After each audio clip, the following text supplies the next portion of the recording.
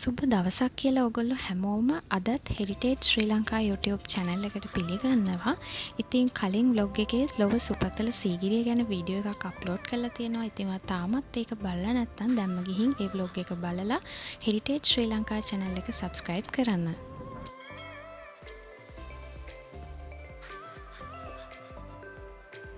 අදත් මම සූදානම් වෙන්නේ ලංකාවේ තියෙන තවත් උරුමයක් ගැන ඔයගොල්ලන්ට කියා දෙන්න.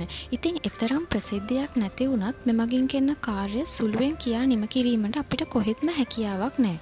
අද මම ඔයගොල්ලන්ට එහෙනම් කියා දෙන්න යන්නේ ලංකාවේ තියෙන තවත් වැදගත් උරුමයක් වන බලංගොඩ කල්තොට ප්‍රදේශයේ පිහිටලා තියෙන උල්ගල් කල්තොට ව්‍යාපාරය ගැනයි.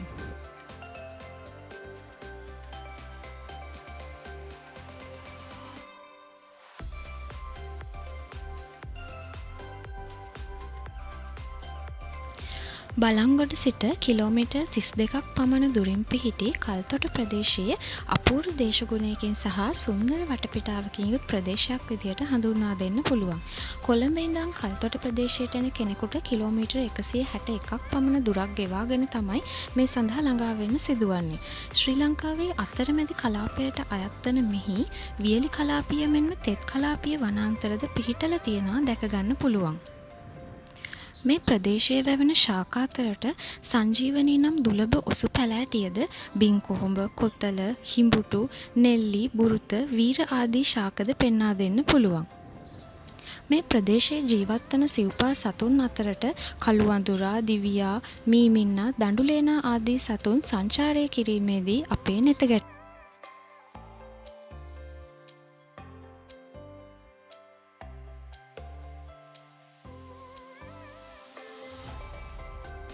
මෙම කල්තොට අමුණ හා සම්බන්ධ ඓතිහාසික පසුබිම් පිළිබඳ කතා කරනකොට ඈත අතීතයේ කල්තොට ප්‍රදේශය රුහුණු රටට අයත් වූ අතර මේ චන්දන ග්‍රාමය වශයෙන් හැඳින්වූ බව තමයි මහා බෝධි වංශයේ සඳහන් වෙන්නේ.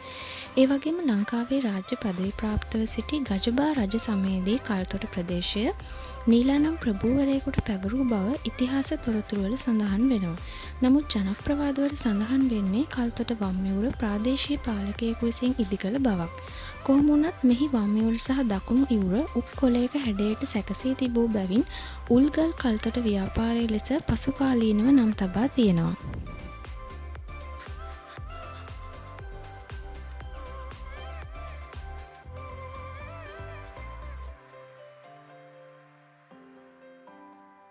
වලවය ගඟ හරහා ස්වභාවිකව පිහිටි ගල්පර ආධාර කරගෙන කොන්ක්‍රීට් යොදා සවි කිරීමෙන් කල්තොට අමුණ ඉදිකර ඇති අතර මේ අමුණ තිබූ ස්ථානයේ යෝදාල නමින් ඇලක් තිබූ බවත් ඒ හරහා වේල්ලක් බැඳ කල්තොට පුරාණගම් ප්‍රදේශයේ වගා කිරීමට ජලය ලබාගත් බව ජනප්‍රවාදයේ සඳහන් වෙනවා. මෙම කල්තොට අමුණ තුලින් ප්‍රතිලාභී ගොවි පවුල් සංඛ්‍යාව කල්තොට ව්‍යාපාරයේ ගොවි ජන සංවර්ධන දෙපාර්තමේන්තුවේ නිලධාරීන් විසින් ලබා දුන් තොරතුරු අනුව 265ක් පමණ වෙනවා. මේ තුලින් වගා කරන අක්කර ප්‍රමාණය අක්කර 515ක් පමණ වෙනවා.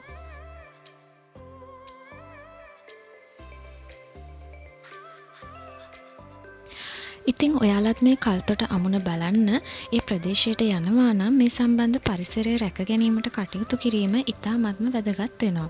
මොකද මේ පරිසරය ඉතාමත් සුන්දර ආකර්ෂණීය ස්ථානයක් වන නිසා. එහෙනම් තවත් travel vlog එකකින් අපි ආයෙත් හමු වෙමු. එතකන් ඔයගොල්ලෝ හැමෝටම සුබ දවසක් කියලා ප්‍රාර්ථනා කරනවා.